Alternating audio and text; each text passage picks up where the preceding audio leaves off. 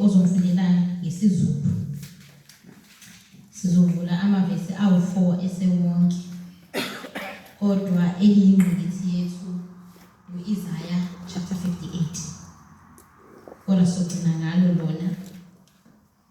La esikhona ngicela ozomfundela kube umuntu ozosheshisa uvula. Elokuqala azomfundela lona incwadi kaPetro uqala chapter 2 verse 1 to 3. Incwadi kaPetro uqala chapter 2 verse 1 to 3. Aphinde afunde incwadi kaJakobe uJames Jakobe chapter 1 verse 21. Aphinde avule kwabaseFesu chapter 4 verse 25 to 32. So uzowafunda nje in that order. 1 Peter chapter 2 verse 1 to 3.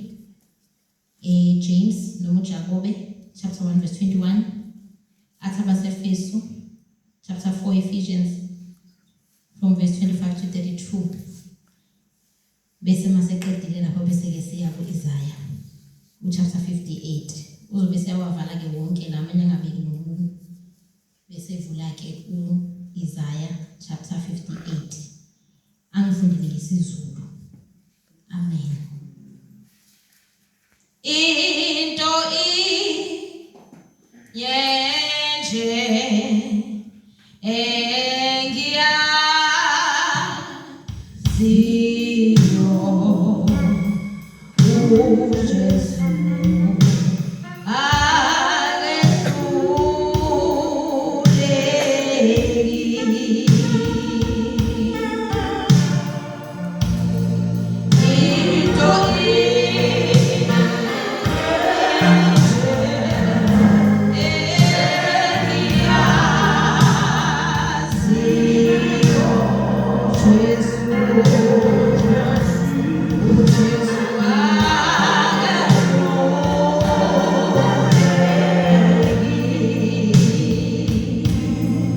ngicela nje ngawo lo mhlabeleli lo sidumise kafishane. I do promise ukuthi angizukuba mude ngoba sikonzeni nje umkhuleko ekseni before siye ezwini. Ngizothi ukhuphula ukhiye kancane ukhiye wamphansi. Amen.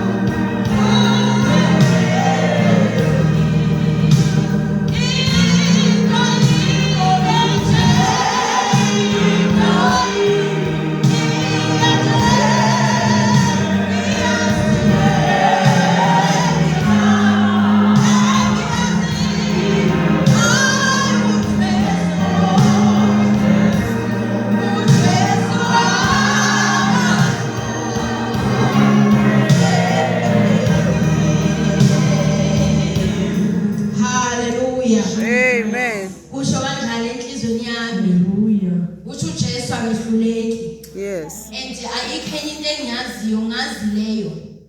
Yeah. Hallelujah. Amen. Ayikho enye into engiyaziyo ngazi lokho ukuthi uJesu abehluleki. Yeah. Mhlasimbe komunye lingangathi hithomu ngoba uyazi ukuthi khona enye into. Athi mengabe eyakonyakazisa. Bese kuba khona into eyinyakazayo. Naye abona ukuthi hayi manje uJesu unamandla kodwa nanje inamandla. Yeah. Mina into engidayo ukuthi owami uJesu unepace yakhe ahamba ngayo. Yeah. Mengabe bemkhandela uzungu amaJuda ayesho ukuthi sesiqedile. Yeah. Kwakungaqali ngoJesu kuzwakala ukuthi umuntu uyavuka ethuneni. Ngoba uJesu umvusile uLazarus. Yeah. But we also know from the scriptures ukuthi into eyimanga kwakuyinto ekhona kahle hle. Yeah. Nethi kulezi zinsuku esizona imanga ezikhona izimanga zokukhengelwa. Sithi noma ngabe sesikholiwe ukuthi isimanga into ekhona, but bese sithole afterwards ukuthi yiso sona isimanga kodwa lesimanga sikhandiwe. Kodwa ngalezi ayikhathi into yesimanga into eyikhona. Amen. Athi umhlabelelo mangabe sihlabela usho kanjalo suthatha lapha yaku Exodus ehlabelelo uMiriam. Amen. Yeah. Athi uMiriam ihashi nenkweli yayo uphonzolwane.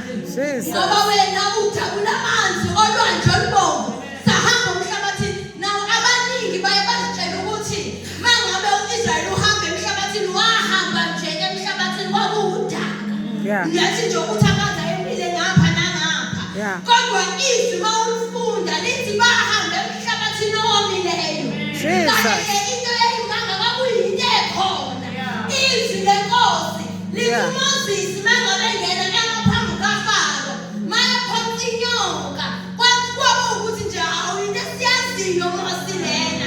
Yeah. Nezalusi nazo zathatha ezazinduku zaphosa. Zaphosa. Kodwa kukhona into eyenzakala ngeka Mose. Jesus. Hallelujah. Hallelujah. Oh yes. Asisuswa imanga. Jesus. But it's the source of power. Jesus. Hallelujah. Ingakho mengabe ngithi uJesu akehluleki, I say that with all conviction. Not because lawa amanye amasoza kanawo amandla. Jesus. Kodwa ngoba laba bama-consistent.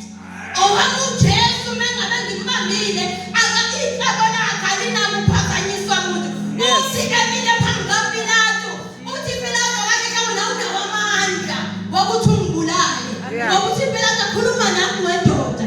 Ngoba ukukhulula kwakho kusemandleni ami. Ngakho convince me ukuze ngibe nayo ishow. Ukuthi wena kahle ke awunalo necala balibeka lona. Kukhona into engasayinyaka selihlanganise. But manje isicelo sakhe asihlangane. Uthi uJesu kuPilato yenza lokho kumele ukwenze wena. Kodwa kahle ke wamuphila. Ngiyakuthabatha ngikubeke. Bese phinde ngikuthabathe ngikhuphuke nakho. Kahle ke we understand ukuthi uNkulunkulu had a purpose and a plan. Ingakho thina siyaligubha iPhasika, not because we enjoyed that he died, but because we understand ukuthi had he not died, we would not be here where we are. Yes. Hallelujah. Oh yes. Hallelujah. Jesus. Ukuba kafana ningadidwa abazalwane abathi thina siligubha iPhasika ngoba siwamaJuda. Thina lethi iPhasika linguJesu. Amen. Yes. Hallelujah.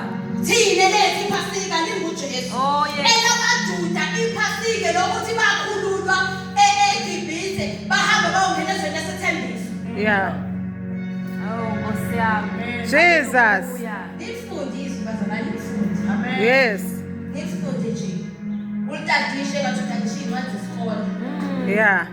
Ulifunde nje. Most of the time kunento eyiphutha. I'm gonna call it iphutha because I struggled a lot, especially when I was this age.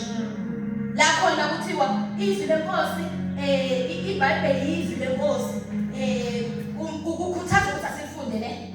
Kodwa manje ekukhuthazeni ekulifundeni we are made to believe ukuthi mengabe solifundile izwi uzothi mawusukuma kube uzwe ngathi kunamandla ahluphe kwakho. Yeah. Manje mina mangabe ngilifunda ngingayizwa indaba amandla. Mangifika futhi lifunda izwi ngizwe abantu belishumayela belichaza. Ngitshela ukuthi nami ngizona leyo revelation. Manje ngivele ngifunde uvele kuthiwe uJakobe wazalwa uAbraham wayezalwa Isaka. Vele ngawezwa manje. Yeah. Uvele uye kwa-book of Numbers. Bavele batshela ngama-families uReuben wazalwa uSpanman eGibhithe mhlawumbe ephuma baphuma bengamakhulu amanga. Ngivele ngawezwa manje ne-revelation ngabibikho. Yes. So leyo nto idala ukuthi esikhundleni sokuthi ulifunde iBhayibheli ube discouraged.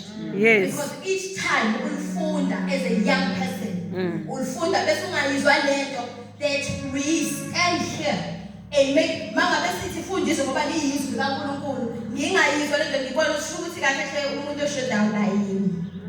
Yeah. Yes, umuntu oshodayo yini, but I still need to read the word. Yes. So when I say, please do not take offense, when I say this is a history book, this is a history book. Yeah. That's why I'm going to figure library uzolithola iBhayibheli kuma religious section. As a library. Yeah. Because it is a book. Yeah. As a scholar, as a student, as a learner, esikoleni, you are given a book, biology, for you to go and study. Now there are two types of books. Mawethe in language. Kuthiwa khona fiction nobani? No non-fiction. Fiction ilena ekhandiwe. Non-fiction ile eliqiniso. Now iBhayibheli falls under non-fiction. So in other words, mangilifunda akusona indaba exoxwayo. Yinto eyenzeka. Amen. Yes. So most of the time into edala ukuthi lingathi stick to abazalwane bathi babecabanga indaba kaMoses ewelulwandle olubovu bangayiboni kube sengathi babukela iTitanic. iTitanic sasingabe sikhala bamasuke eTitanic namanje sisakhala masokubabona bakuhla nama-object masebe hawu hey ubona ukuthi hey kusiyami hey. Why are you crying mawubuka iTitanic? It's because uba khona lento ukuthi hayibo iTitanic lenzeka ngempela. Yebo bayayi-actor manje laba-actayo bona yabo. Kodwa labantu that they are representing abantu ababekhona ngempela emkhunjini bafa. Bese kuba khona indawo enhliziyweni yabo ukuthi hayibo abantu abaningi uyabona khona la masebekhuphuka khona kukhona laba abavalelwe lapha bamele ukuthi iTitanic imnandi. Uyabona abavalelwe bona ezikhiye kuthiwa nina bazivulela because nina lapha ekugcineni sebekhuphuka ukuthi hayibo abantu ababuhlungu ngani. Ubuhlungu bukhandwa ukuthi uyazi ukuthi into eyenzeka. But it still is a story for us. Yeah. Now abanye mabefunda izwi lenkosi ugcina kungathi indaba eyenzeka. Yilapho bese sithi ke izwi lenkosi alizukwambulwa ungalifundanga. Lifunde noma lingangayensense. Lifunde noma ungangawezwa amandla, awudingi ukuzwa amandla vele. Kodwa mangabe umoya ingcwele sefikile, he gave his life to the word. Yes. That is why udinga umoya ingcwele. Yeah. And for him to be activated in you. Ukuze mase ulifunda. Ungezwa ukuthi uReuben wazala bani. Kodwa uzwe izizwe ezu-144. Yes. Hallelujah. Just the book of Numbers. Jesus. But those are the numbers of people that uNkulunkulu wabahlele ezweni.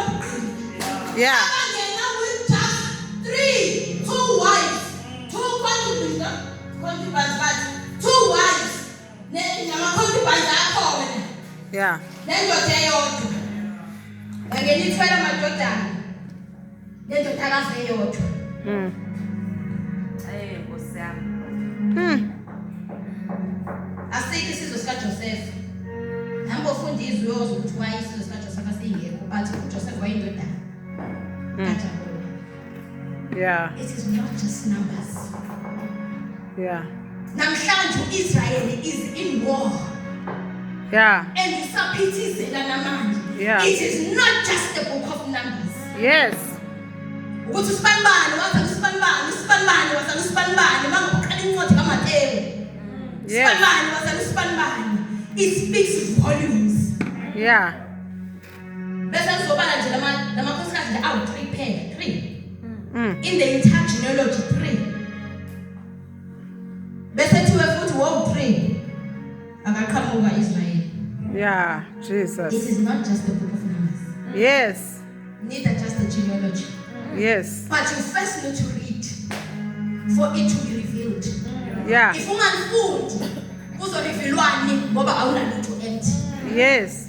So don't be discouraged ukuthi awuyizwa lento esishoyo ukuthi hey ngalifundi is my God.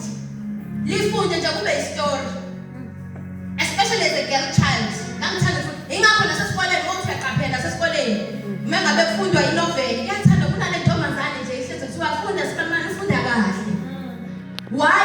Because intombazane kusegazini kuyo ukuthanda nje ukufunda and be in the dreamy land. You know, romantic books, they are so nice. It's in the nature yakho. When I just find out how to pop it ezinhle. Uyabona nje. Ingakho nama rom-com yithi sithandayo kwami. Angithi. Bayawazi sithanda wona. And we like reading as well. So lento mangabe safuneka manje sofuna kusuka from this reading lezi incwadi zakho leziyana osithandayo osungalala ebusuku ngoba nje ngifuna ukubona ukuthi sogcina kwenzakaleni ngencwadi.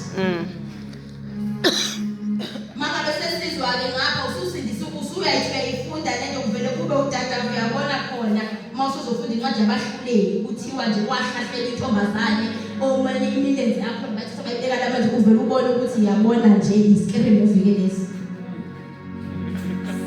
Yeah. Amen. Hallelujah. Asephethe. Ngicela ungifundela ngifundele ngesiZulu. Ngisalelwe 15 minutes kuphela bese ngiyasuka la.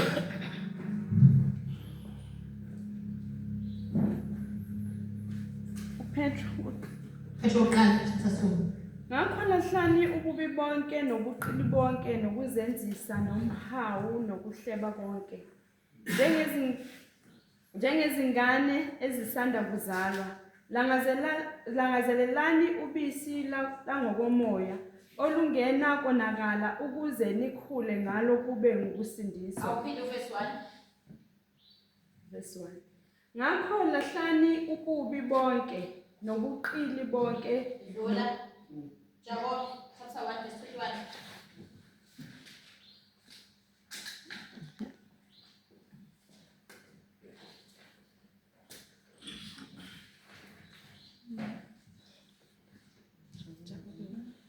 James, Jacob chapter 1 verse 21. Chapter 1 verse 21. Yeah. Ngakho lahlani yonke insila nokubi okuvamileyo.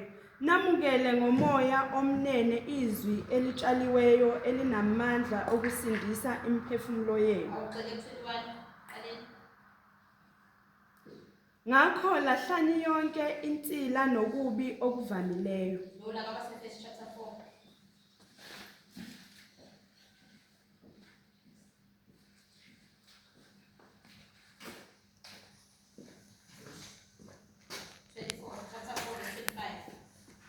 Ngakho lahlani amanga nikhulume iqiniso yilowo nalowo nomakhelwane wakhe.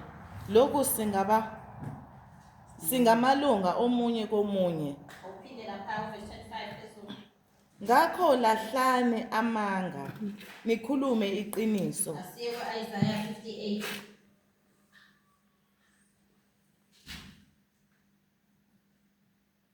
Soqala chapter verse 2.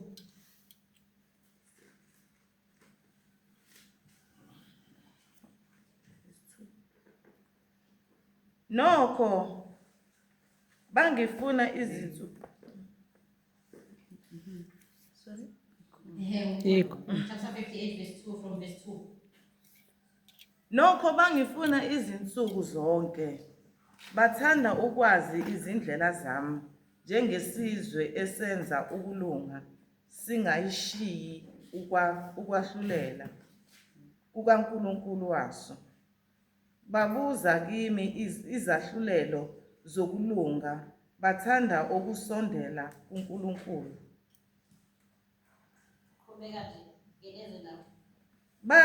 Bathi sizileleni ukudla ungaboni na? Sizihlupheleni izinhliziyo zethu ungakwazi na? Bhekani ngosuku lokuzila kwenu niyakuqhuba umsebenzi nicindezele zonke izisebenzi zenu. Bhekani nizilela ukulwa nokuphikisana nokushaya ngenqindi yokubi. Anisazili namuhla ukuze nilizwakalise izwi lenu phezulu. Yikhona lokhu kuzila engikukhethileyo yini nosuku lokuba umuntu awuhluphe umphefumulo wakhe, ukuthi umuntu ogoba ikhanda lakhe njengomhlanga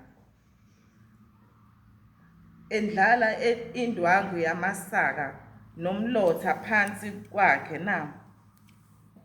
Lokhu kambe ungakubiza ngokuthi ukuzila nosuku olwamukelekayo kuJehova na? Akusikho lokhu kuzila engikukhethileyo yini, ukuthukulula izibopho zobubi nokuxegisa imichilo yejoka, ukukhulula abacindezelweyo nokwaphula onke amajoka na? Akusikho ukwabela abalambileyo isinkwa sakho nokuyisa abampofu nemihambima ekhaya labo, nokwembesa ohambaze lapho umbona, nokungazisithezi kwabayinyama yakho na? Amen. Verse 7 one. Yes. Amen. Ngicela Siyabonga baba wethu ongcwele, izwi lakho ekuseni lona lodwa linamandla, lona lodwa liyaphila. Uthe liphula imithi emikhulu, liphuzisa izimbabala. Baba ekuseni ngalo khuluma, lona lingukuphila kwethu, libuyisa ithemba kungenathemba, lehlumelelisa umphefumulo wethu kabosha, layiguqula nengqondo yethu. Sabele lona ke Nkosi namanje ekuseni sethembe wena, mana nencekazi yakho egameni lika Jesu Kristu. Amen. Amen. Izwi lenkosi leli bazalwane likhuluma ngomthandazo, njengoba nje sisenkonzweni yomthandazo. Ngiphethe mina i-amplified. Ithi, yet they act so poised. They come to the temple every day and seem delighted to learn all about me. They act like a righteous nation that would never abandon the laws of its God. They ask me to take action on their behalf, pretending they want to be near me. We have fasted before you, they say. Why aren't you impressed? We have been very hard on ourselves and you don't even notice. I will tell you why, I respond. It's because you are fasting to please yourselves. Even while you fast, you keep oppressing your workers. What good is fasting when you keep on fighting and quarreling? This kind of fasting will never get you anywhere with me. You humble yourselves by going through the motions of penance, bowing your heads like reeds bending in the wind.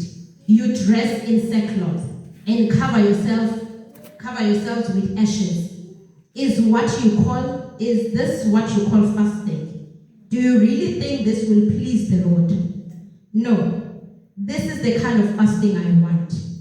Free those who are wrongly imprisoned. Lighten the burden of those who work for you. Let the oppressed go free. And remove the chains that bind people. Share your food with the hungry and give shelter to the homeless. clothes to those who need them, and do not hide from relatives who need your help. Amen. Amen. Liyazisho kahle hle nelizwe esifundayo. uNkulunkulu uyabafuna abantu abathandazayo. But often enough when I'm in my corner ngikhuluma noNkulunkulu kugcwala lento yokuthi uNkulunkulu siyathandaza.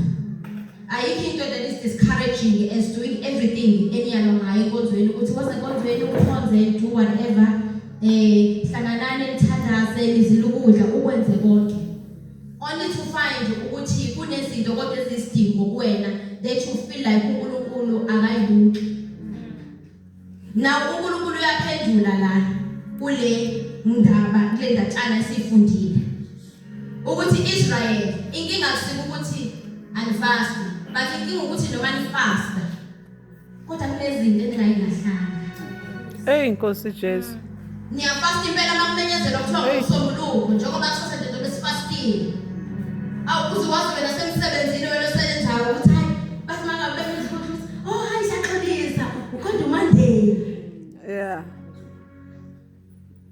Ngoba kukhona lento ekuthiwa ama-elementary teachings ngamayamazi imfundiso zokuqala zensindiso.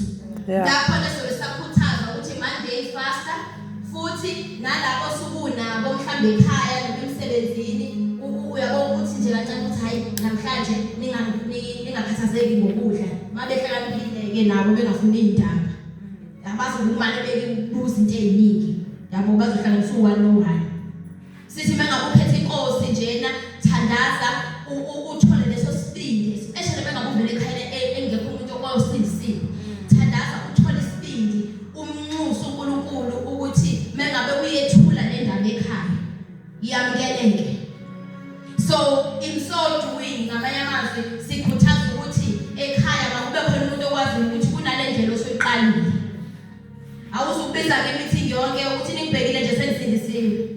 Kodwa ngalesikhathi sithi thandaza ufaste uNkulunkulu uzoyenza indlela. Futhi masenza indlela uzoswa. Ukhuluma oqala kamoya engcwele nokulabo abangazibona ukukhuluma kanjani. That's the first way angabula ngayo.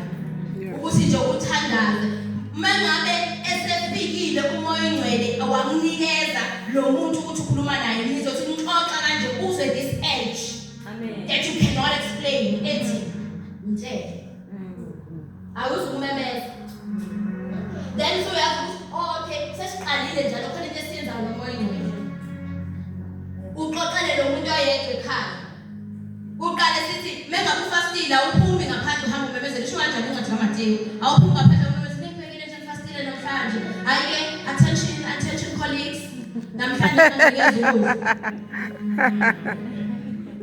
Kodwa siyakhuthaza ukuthi ngosuku lakho ngoba bazokunofa ngalo vele. Yes. Uzohamba phambi bathi hayi mina ngesisinikeza ukuphelwa na umzala nomkhulu. Yeah. Bayakusiza nakhona lokho. Kuhle siyakhuthaza ukuthi ngosuku lomkhuleko uMonday. Yeah. Nawusebenza nabo nabasekhaya abagcina bekwazi bazogcina kuyibona futhi abakhumbuzayo mhlawumbe yabona nje ngikhathelekele ngabefastini.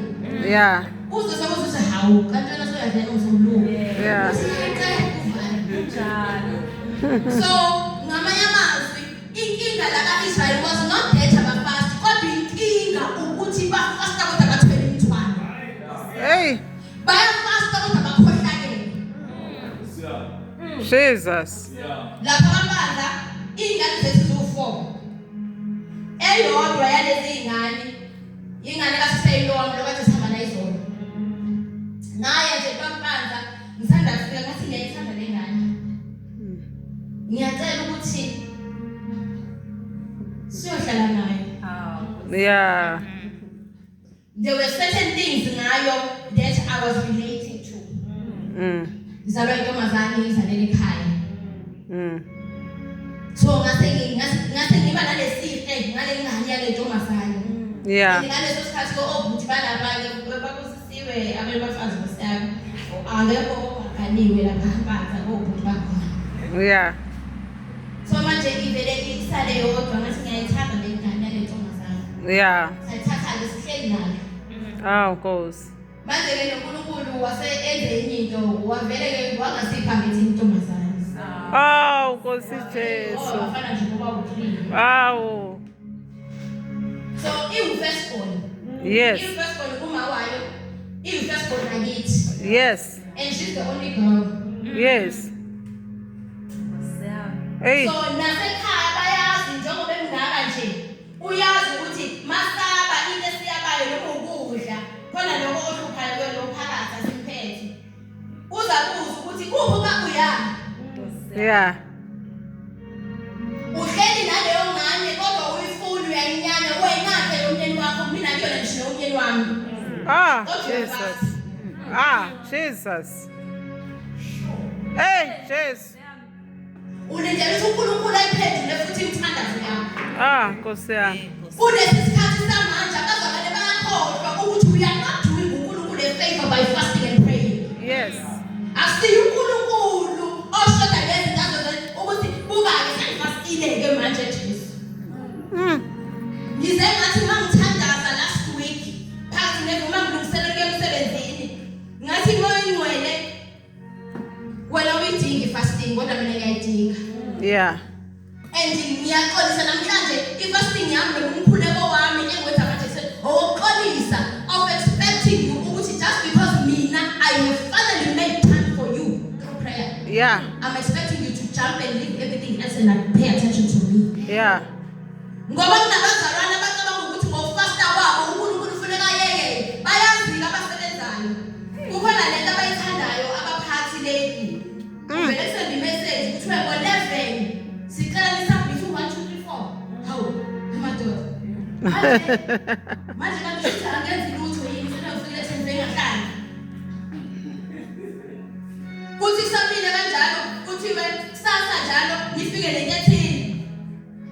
Yabona ukuthi abantu ba-HR HR practitioners hello. Hello. Kuthiwe nje kuthiwe kudingeka ukuthi nenze ukuthi namhlanje ungaphela usuku. Hawu emadoda. Kanjani? Sinjalo-ke singabazalwane si-expect ukuthi ngamhla thina si-decide ukuthi we are fasting and praying uNkulunkulu behlele engenzile utholunye. There was nothing else he was paying attention to ngoba wena usudecide ukuthi we are fast and pray namhlanje he must drop everything and pay attention to you as though he was not paying attention to you. Hey, Nkosi Jesu. Fasting and prayer akusiye eyokuthi manje ke uNkulunkulu uyabona ukuthi le ndaba yami iserious kangakanani. Yeah. Jesus. uNkulunkulu uthi masila namhlanje ekseni mangabe siye emthandazweni sizobeka indaba yethu kusho njalo kule ncwadi kaIsaya uthi woza sixoxe indaba. Yeah. uNkulunkulu usibizele endabeni esikwazi ukuyithola masisekhoneni kanye naye. Yes. Kodwa le nto yensindiso akuyona ingubo egqokwa imali ikhunyulwa imali ibekwa imali igqokwa. Yeah. Kodwa is-something esiyibhatha njalo nasekhaya siyimbethe nakumakhelwane siyimbethe nasemsebenzini siyimbethe nasemphakathini esihleli kuwona siyimbethe nasesikoleni la ufunda khona siyimbethe asiyikhumuli simane siyikhumula siyibeka phansi siyikhumula siyibeka phansi. Yeah. Bathi bathi abantu abasha no now we need to relax. Uyahlala no social media just to relax. Yeah. Relax. Yeah. Ingubo ekhulunywayo ekhulunywayo imali ibekwa iphinde igqokwe. Ingakho izwi lenkosi mangakulifunda la sifunda khona kuIsaya lithi niyafasta kodwa nicindezele ngisho nabantu abasebenza ngaphansi kwenu. We've got ama-managers njengamanje we are plagued with managers that do not fear the Lord. Ekulula ukuthi bavunyelwe uku-exploiteka kwabasebenzi bathule bangasho lutho kodwa bayathandaza. Jesus. Hey, Nkosi yami. Mawuthandaza umthandazo lo kanti lo mthetho I'm a radical person. Nalapho mina ngisebenza khona they know I'm radical. If into ongayithandi uyayisho. Yeah. Ukuthi lethile phansi kwami angiyithandi because of 1 2 3. Yes. Nkosi yami. But singabaza ngoba ngiya-understand ukuthi kumele ngihambe ngiyothandaza. Nkosi yami. Jesus. Lo mlayezo ophathisa wona uyawuzwa yini? Labantu kufanele ngihambe ngiyoreport bona uyezwa yini lento Jesus. Ngoba masuka lapho sekumele ngihambe ngiyothandaza. Hey. Ngizothandaza kanjani kunabantu abangakwazi ukwenza umsebenzi wabo ngenxa yanomlayezo ongiphathise wona. Jesus. People think ukuthi into ye-career, into yenyama, asisisiwa, but it's the space we need to occupy. Ukuze bese sithi nangu uJesu. Yes. Hallelujah. Uzama kanjani ukuthi nangu uJesu umphathi abangakwazi ngisho nokum-approacha. Hey, Nkosi yami. Jesus. Nkosi yami. Namakhariya siyawathandazela, asithethi nje sithi hayi kuhle lo wayi bese ngathi sisakhona. Ingakuba kubanza kuthe izolo, there's no market that is saturated. Because thina singabomizo. Yeah. Ubizo aludingi ukuthi libeke pulpit kuphela. Kodwa every place lisho kanjalo ukuthi lithi la khona onyawo lwakho. Yeah. Enyathele khona le ndawo yoyini. Hallelujah. Mangabe singena la singena khona, ngike ngathi ngikhuluma nenyunyana. Ngathi inkinga ukuthi mina ngisindisiwe. Yeah. Ngikhuluma entweni yepolitiki. Ngathi inkinga yami ukuthi ngisindisiwe. So lo mzalwane enginikeza yena. Ngiyabona sengekile ukuthi comrade. Ngathi lo mzalwane ukuthi mina ngiyilabo abasindisiwe. Yeah. Nkosi yami. Yes. Because I understand ukuthi noma ngabe kukuphi la ngibeka khona, I am there to subdue the earth through the power engiyithola ngokuhlala kuye mthandazweni. Yeah. Jesus. Ngizofasta kanjani ingane kabusisiwe ekhaya ngiyikhohlakalele? Hey. Ngizofasta kanjani ngingamthandi umamezala wami ekhaya? Ngizofasta kanjani ngazi ukuthi i-prophet noma ngabe liwa kaDlamini, makiwa kaBaza lithi nawe uyobona kaMbaza. Hey, Nkosi Jesu. Ngakho lahlani. Jesus. Ngizofasta kanjani nomakhelwane engamkhulumisi? Ngisho nasebudaleni. Ngoba kwahamba lensindiso kwamathi nesikhathi ukuthi hayi masewudala uyaqala uyarelaxa. Yeah. Bazalwane singalahlekelwa yizulu. Iminyaka isihambile. Oh my God. Hayi nje sinomakhelwane sinabaphuzayo la ehlala khona. Bake bayikhaya bayishaye radio bayishaye kuze kube ngo-4 ekuseni. Bese emva kalokho ukuthi makhona into eyenzeka la kumakhelwane baphuthume la kuthina hayi manje siyacela ukubhadala isiphuthume lesi. Naku manje sekusuka imali bathi ngithini? Hayi manje sekushoniwe lapha ekhaya siyacela ukuthi indethe umthandazo. Kodwa tibeshaye radio usuku bonke. Mangefika futhi asisho ukuthi hey kodwa hey makhelwane izinto nathi. Ah, Nkosi yami. Kodwa ngaba nomthandazo ngathi inkosi mase kushaya isikhathi sokulala. Mina ngifuna ukulala ukuthi yena ushaye radio mina ngifuna ukulala. Ah, Nkosi yami. Ngiyalala. Jesus. Ngiphaphame ekuseni ukuthi hawu masayikhalisa manje radio. Yeah. Ngakho lahlani. Jesus. Lahlani bazalwane lahlani. Hey. Lahlani. Ukuze sikwazi ukukhula kumoya kumele silahle. Lahlani sizokuzwa kanjani uNkulunkulu singalahlanga. Ngoba yena unguwe ivangeli lomusa. Kungumusa ukuthi sithe siyizoni wehle ezulwini. Akuwona umusa ukuthi uhlale esonweni. Yeah. Hayi thina sivangeli lomusa. Amen. Mase befuna ukuhuba naso isono. Hayi. Thina ngaba grace. Usithi abazalwane bathanda bafuna makuthiwa nje khona uzobona kuthiwe nje abazalwane sana-understand ngoba sonke sizolo. Hey, Nkosi Jesu. Kodwa khathi uhlambalaza bebuka konke. Yeah. Siyaphenduka usuku nosuku ingakho each time makubizwa abazophenduka bamala bese athi umuntu obenzisa i-sinner's prayer athi nibanekelele bazalwane. Usuku nosuku his graces and mercies are new every day. Mangabe ngivuka ngithi Nkosi nasi sonke phambi kwakho. Kodwa ngumusa. Yeah. Kodwa kuwona umusa wokuhlala esonweni every day. Ngoba mangabe bonakaliswa imagnet ubuntu wena. Enye yenkinga ekhona ukuthi uyabinambi ungasihlele emhlabeni nasindawo.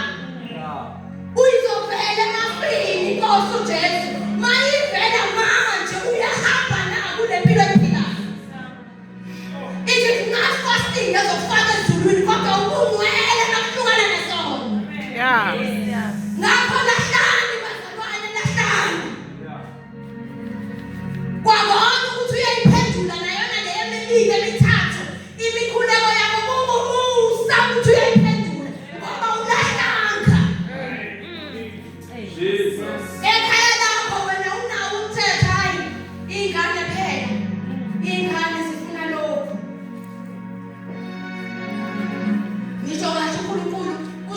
ukhulisile at a very young age.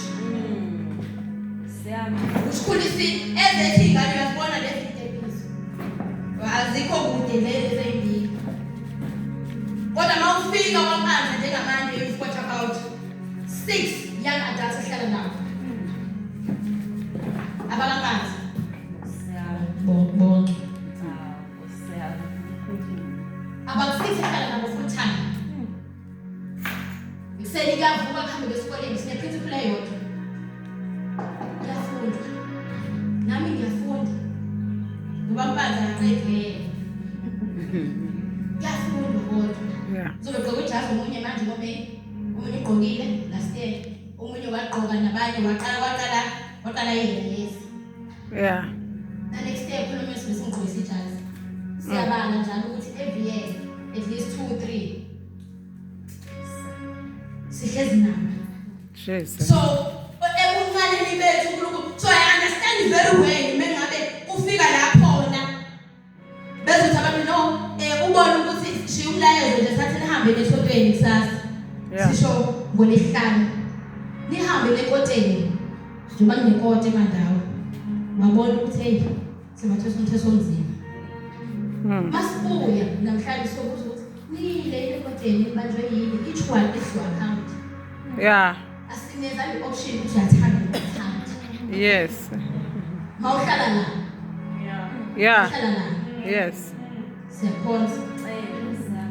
Masokhathele futhi asinayo inkinga. Ngahamba. Masokhathele futhi nawe ohambele khona uphinde ubuye ngesibuzo ubuzo. Ah, Nkosi. Akekho nelungelo lokubuza ukuthi ubuyaphi. Ish. Kodwa lahlani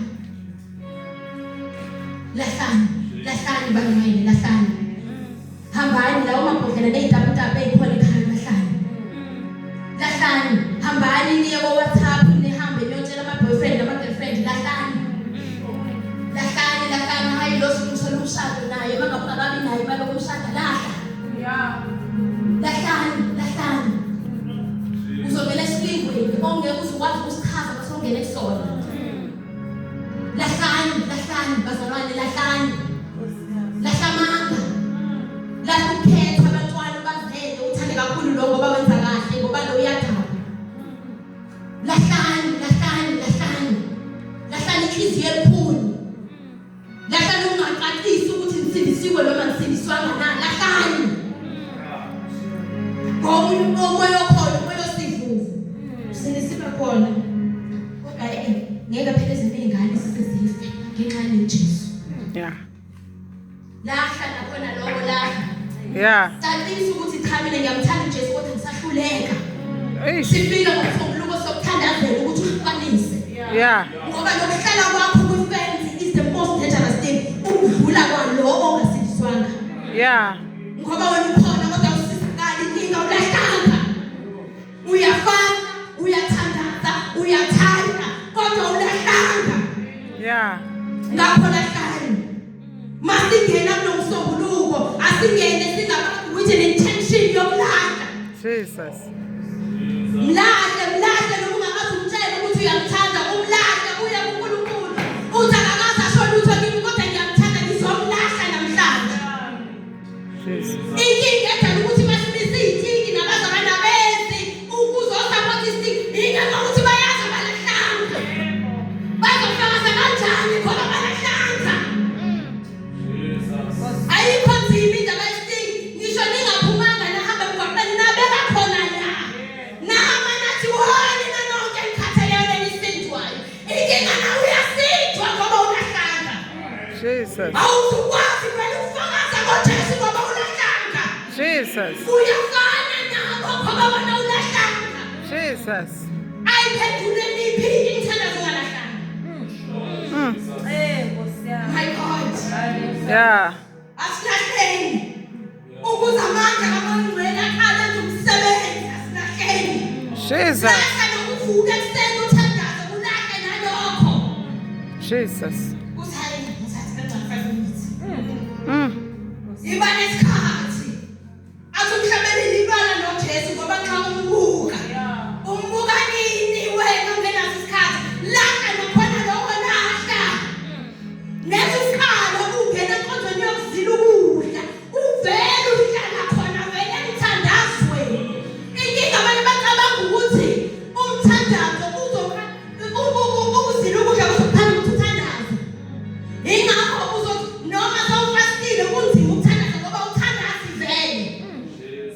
Jesus. Nkosi yami. Hallelujah. My God. There's another dimension kaNkulunkulu esifuna ukuyibona. Yes. Asizukuyibona kodwa masihamba sisinde. Sisindwa kanjani amahlombe akhe ebanzi kangaka? Nkosi yami. Sizoqala simnike ngoba neyishuma sine athi letha ngoba bese niyanika lemboni ukuthi angizukuvula na amasango ezulu. Jesus. Kanjani ngoba uthayi? It's the Old Testament basho njalo. Bathi hayi sesivumelana nesidala leyo. Nkosi. Hey. Sivumelana nesidala. Asidingi ukuthayi kathi. Ukuthi nalesonto neyimali siyibona ukuthi ziyakuba imali uzoyikhipha kanjani inkinga yodwa. UNkulunkulu lethani inkinga. Uselethani inkinga. Myeke lo odlulayo. Kuleke iphumela yakho uyibona ngedala. Nkosi. Bathi vela uzuyibona ngoba uyilethi. Noma uyilethile kakhonona. Engawuthandazi vele. Nkosi yami. Jesus. Lahlani. Lahlani. Ngakho lahlani. Siye kuNkulunkulu siyothandaza. Siyombiza sithi uNkulunkulu kaBhengu uzobuyaphi? uNkulunkulu kaBhengu mangabe ethiwa kuzosetshenzwa sontweni yazikudula. Le ndoda ethiwa yayibasha ama-toilet wena nje noma ungazenza zonke iy'nkonzo mina nje bazalana inkonzo le-toilet. Kodwa kuthiwa wayebasha ama-toilet asethabanjwa. Hhayi nawala kulokhala wawu-2 asethabanjwa. Nkosi yami. Athi uJesu uma ufuna ukuba mkhulu embusweni wezulu izinto kube ngomnyama. Thina sifuna ukuba bakhulu kodwa futhi sifuna ukuba bakhulu embusweni wezulu. Ngakho lahlani. Uyayazi ukuthi uNkulunkulu akutshela yona ukuthi ilahle. Ezinye izinto akusikukulahla ngoba ziyisono kodwa ngoba ziyisono kuwe wedwa. Ngoba uNkulunkulu uyambulile kuwe eyakhe inkonzo ukuthi no mina ngifuna wena uhambe ngale ndlela. Ngakho mawusuka kuye uphula umthetho wakhe ngoba ukhulume nawe. Lahlani khona nawe. Egameni likaJesu ngiyabonga kakhulu bangcwele.